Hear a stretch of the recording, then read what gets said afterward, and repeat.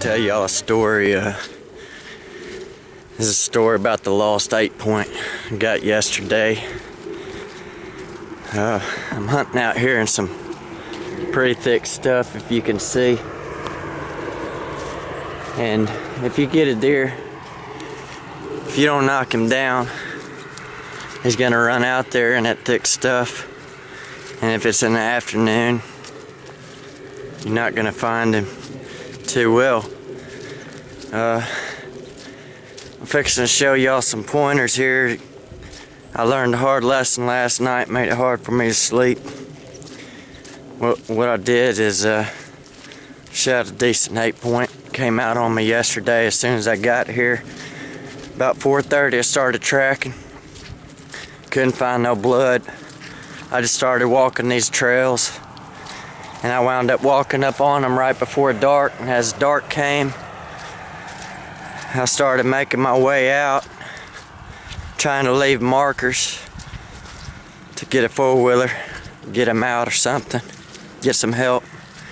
So the first thing I left was my orange hat, thinking that the deer would be right underneath my orange hat.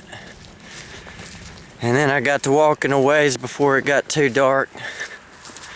Next thing I left was my orange vest, and you could plain see in the plain light the direction. Well, however, none of that clothing was reflective. So I highly advise anybody to get reflective lights or a reflective tape or anything for afternoon hunts, and carry in a sack like I carry right here. In my sack I got my video camera and my knife and my calls and everything.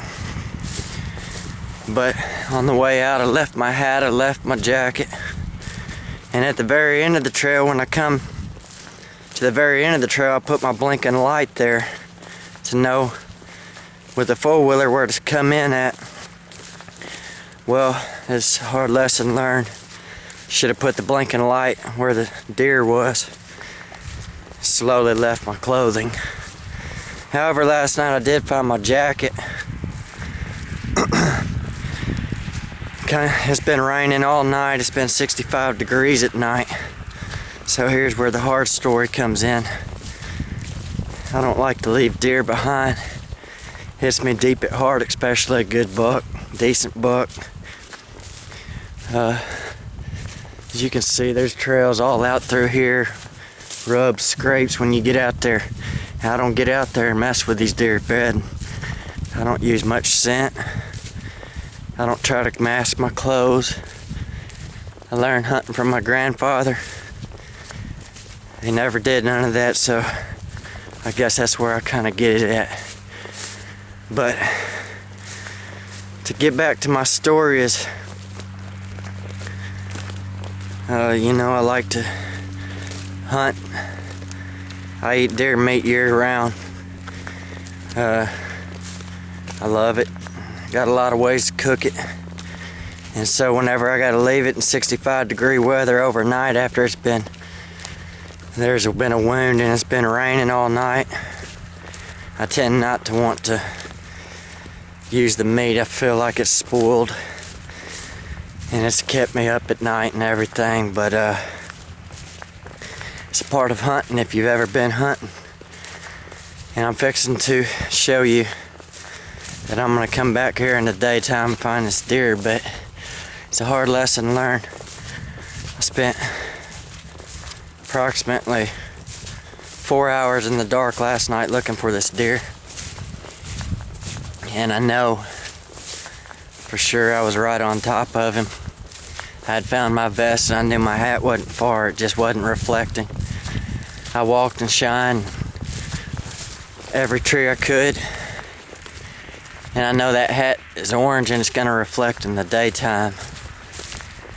And it's a lesson I want some of the viewers to learn, some people that don't know much about hunting. I've seen this deer. I think I filmed him once earlier this year behind a doe on muzzleloader season. And too far to shoot. He came right out on me yesterday as soon as I got here, sat down. And we're fixing to go over here where I sat.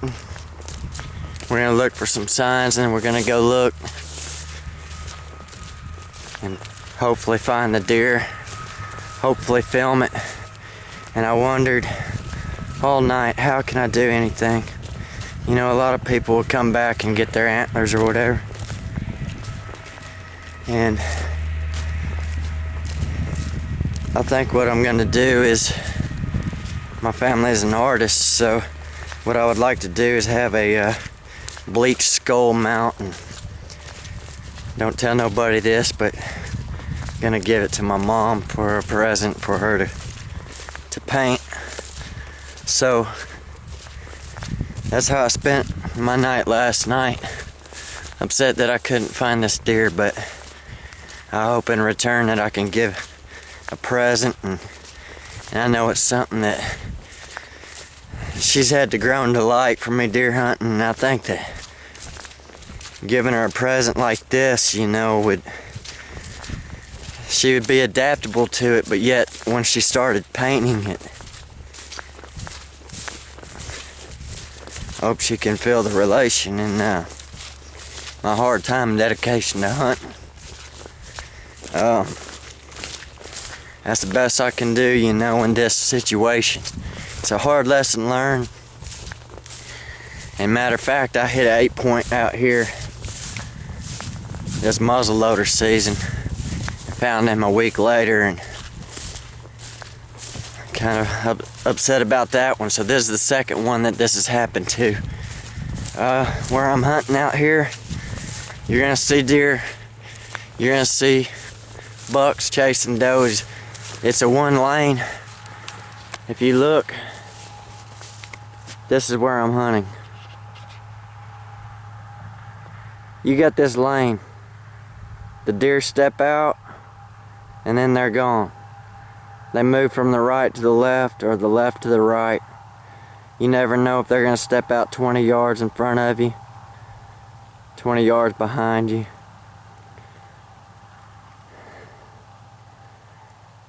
But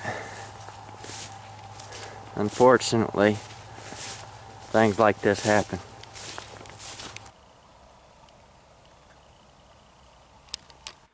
There's my orange hat. It's a good ways back here from where I've come. I just want to show everybody the kind of territory that I'm in. I haven't found any blood, any sign. Yesterday I found this deer right at pitch dark.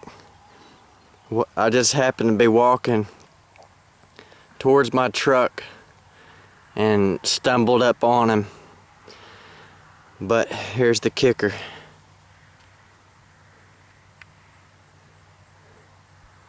Had I placed a light, blinking light right there in the same spot that that hat was, I'd have never had to leave this deer behind, or my hat. But I'm gonna continue along the path about there, and we'll check him out, see where I hit him. He's run about 150 yards or better, maybe 200 through all this thick stuff.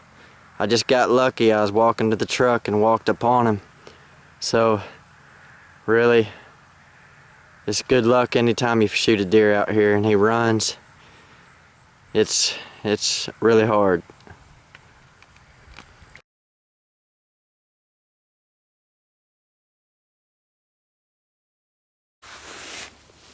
I want to explain to some people that don't hunt. This is the deer.